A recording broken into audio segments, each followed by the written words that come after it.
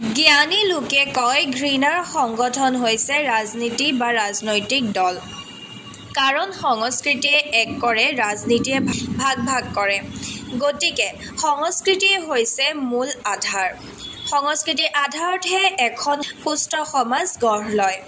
শেহতীয়াকৈ অসমৰ ৰাজনৈতিক বাতাবৰণক লৈ বৰ সন্তুষ্ট নহয় সাহিত্য সভাৰ সভাপতিগৰাকী। ৰাজনীতিটো আচলতে ৰাজনীতিয়ে ভাগ ভাগ কৰে, সংস্কৃতিয়ে সদায় এক কৰে, বুজিছেনে? ৰাজনীতিটো সেইকাৰণে যিসকল প্ৰাজ্ঞ বা বিজ্ঞ লোকসকলে ৰাজনীতিক ঘৃণাৰ সংগঠন বুলি ভাবে। গতিকে আমিও ৰাজনীতিৰ লগত জড়িত নহয়। আমি ভাবোঁ যে সংস্কৃতিৰ ৰাজত্বতহে মানৱ কল্যাণ সম্ভৱ হ'ব পাৰে। কাৰণ ৰাজনীতিৰ লক্ষ্যটো হ'ল মানুহৰ কল্যাণ নহয় জানো? আৰু সেইটো হ'ব লাগিব সাংস্কৃতিক ৰাজত্ব হ'ব লাগিব। সংস্কৃতি আজিকালি আমি সংগীত অনুষ্ঠানবিলাকলৈ যাবচোন, এইটো সংগীত অনুষ্ঠান হৈ থাকে নাই, চকী ভগা উৎসৱলৈ ৰূপান্তৰিত হৈছে, এইবিলাক নাইকিয়া হৈছে।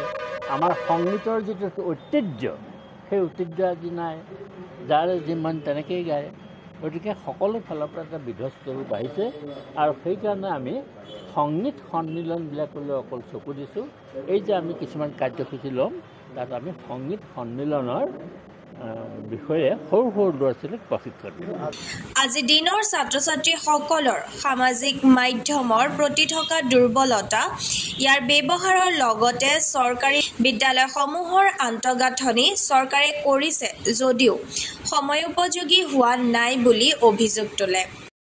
শেহতীয়াকৈ সামাজিক মাধ্যমে ছাত্ৰ ছাত্ৰীৰ ওপৰত বিৰূপ প্ৰভাৱ পেলোৱাই নহয়, পৰীক্ষাত প্ৰতিযোগিতামূলক বা নম্বৰ লাভ কৰাৰ প্ৰৱণতাই ছাত্ৰ ছাত্ৰীসকল প্ৰকৃত সমাজ সচেতন ব্যক্তি হোৱাৰ ক্ষেত্ৰত বাধাৰ সৃষ্টি কৰিছে বুলি মন্তব্য কৰিছে সাহিত্য সভাৰ সভাপতি ডক্টৰ বসন্ত গোস্বামীয়ে। এই কথাটো এনেকুৱা, আমাৰ বিদ্যালয়বিলাক এটা সময়ত গাঁৱৰ মানুহে সাজি দিছিল। প্ৰতিজন গাঁৱৰ মানুহে খুটা চৌতি মাৰলি এইবোৰ গোটাই বিদ্যালয় এখন সাজি দিছিল। গতিকে অভিভাৱকসকল সেই বিদ্যালয়খনৰ লগত জড়িত হৈ আছিল। আজি কোনখন বিদ্যালয়ত অভিভাৱকসকল জড়িত হৈ থাকে? চৰকাৰে যিদিনাখনৰ পৰাই ঘৰ দুৱাৰ সাজিবলৈ ল'লে, তেতিয়া অভিভাৱকসকল অকণমান বিচ্ছিন্ন হ'ল। বিচ্ছিন্ন হোৱাৰ ফলস্বৰূপে বছৰেকত হয়তো এখন অভিভাৱক সভা পাতে, কিন্তু সেইটোৱে যথেষ্ট নহয়। আৰু আমাৰ বিদ্যালয়বিলাকৰ আচবাব পত্ৰবোৰ চাবচোন, আচবাব পত্ৰৰ যুগৰ লগত উপযোগী কৰি যোৱা কম্পিউটাৰ শিক্ষা এটা ব্যৱস্থা হ'ব লাগে, নহয় নহয় বাৰু? প্ৰতিটো জীৱন বস্তু নতুন জগতৰ লগত সাজু হোৱাকৈ আমি ব্যৱস্থাটো কৰিব লাগে, তেতিয়াহে হ'ব। আমাৰ শিক্ষা ব্যৱস্থাত সেইটোৱেই নাই। জীৱনৰ কাৰণে সাজু হোৱাৰ যিটো ব্যৱস্থা আমাৰ পাঠ্যপুথিত থাকিব লাগে, সেইটো একেবাৰে নাই। আনন্দ মই কৈছোঁ, মানে পঢ়িবলৈ পাঠ্যপুথিবিলাক আপুনি মন কৰিব। মইতো পাঠ্যপুথি বহুত চালোঁ, বহুত পাঠ্যপুথি ভুলেৰে ভৰা, বুজিছেনে? আৰু শিশুৰ মনস্তত্বৰ লগত খাপ খোৱাকৈ যদি পাঠ্যপুথি প্ৰণয়ন নকৰে, তাৰ হৃদয়ত সি জানিবলৈ আগ্ৰহ থাকিব লাগিব। এখন কিতাপ পঢ়ি পেলাই ইয়াৰ পিছত কি, ইয়াৰ পিছত কি, এইটো জানিবলৈ আগ্ৰহ থাকিব লাগিব। আৰু শিক্ষকসকলেও পঢ়ুৱাই আনন্দ পাব লাগিব। তেওঁলোকৰ যিটো দায়িত্ব আৰু কৰ্তব্য, সেইটো পঢ়ুৱাবৰ কাৰণে ন উপায় তেওঁলোকে নিজেই কৰি ল'ব পাৰে, ইচ্ছা কৰিলে, নোৱাৰে জানো? তাই একেটা বাক্যকে নানা ধৰণৰ সুধিব পাৰি নহয়, ফ্লেক্সিবল কৰি পেলাব পাৰি এটা বাক্য। তুমি ঘৰলৈ যোৱা, অৰ্ডাৰ দিলোঁ, প্ৰশ্নবোধক এটা দি দিলোঁ, তুমি ঘৰলৈ যোৱা, নহয় অৰ্থটো বেলেগ হৈ গ'ল। এই শিকোৱাৰ যিটো পদ্ধতি, তুমি ঘৰলৈ যোৱা নে নোযোৱা, তাকে সুধিবলৈ মই তোমাক বাৰে বাৰে কৈ আছোঁ। এই একেটা বাক্যতে আধাৰ স্বৰূপে লৈ এই চেঞ্চবিলাকে জেনেৰেট কৰিব পাৰি নহয়, সেই পদ্ধতিৰে এটা মূল বেষ্ট ফৰ্ম এটা কৰিলে, কৰি পেলাই জেনেৰেট কৰি পেলাই শিক্ষকে ইচ্ছা কৰিলে শিকাব পাৰে।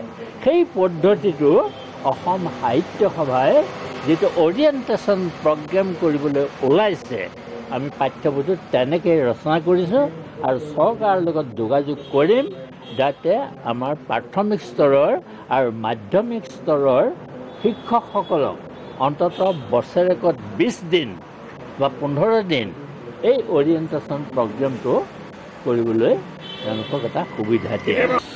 আজি তেজপুৰত পদ্মনাথ গোহাঁই বৰুৱা শাখা সাহিত্য সভাৰ 30 সংখ্যক প্ৰতিষ্ঠা দিৱসত অংশ লৈ অসম সাহিত্য সভাৰ সভাপতিগৰাকীয়ে শেহতীয়াকৈ ৰাজ্যৰ সংস্কৃতিৰ নামত বা সাংস্কৃতিক অনুষ্ঠানৰ নামত একাংশ যুৱ প্ৰজন্মই যিদৰে পৰিৱেশ বিনষ্ট কৰিছে সেয়া শুভ লক্ষণ নহয় বুলি কয় তেওঁ। আচলতে সামাজিক মাধ্যমটো স্বাস্থ্য নহয় যদিহে তাক নিয়ন্ত্ৰণ কৰি ব্যৱহাৰ কৰা নহয়।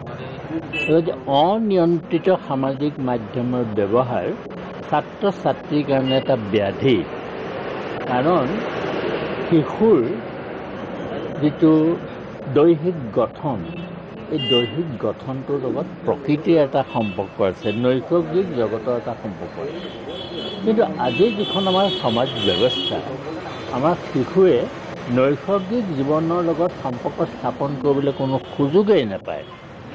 তাৰ ফলস্বৰূপে সিহঁতৰ যিটো শাৰীৰিক গঠন, মগজুলৈকে শাৰীৰিক গঠনটো ব্যাহত হয়।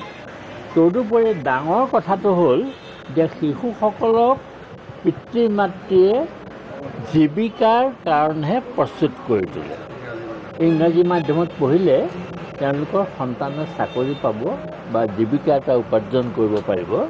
এই যিটো লক্ষ্য পিতৃ মাতৃৰ হ'ল আৰু এটা প্ৰতিযোগিতা অঘোষিত হ'ল যে তেওঁৰ ল'ৰা ছোৱালীয়ে বিশেষকৈ 100ৰ ভিতৰত 100 নম্বৰ পোৱাৰ যিটো প্ৰতিযোগিতা, এই নম্বৰৰ দৌৰত যেতিয়া গুচি গ'ল পিতৃ মাতৃ, তেতিয়া পিতৃ মাতৃৰ পৰা যিটো মনুষ্যত্বৰ সাধনা শিকিব লাগিছিল, সেই মনুষ্যত্ব সাধনা শিকিবলৈ ছাত্ৰ ছাত্ৰীয়ে বা সন্তানে সময় অকণো নাপায়।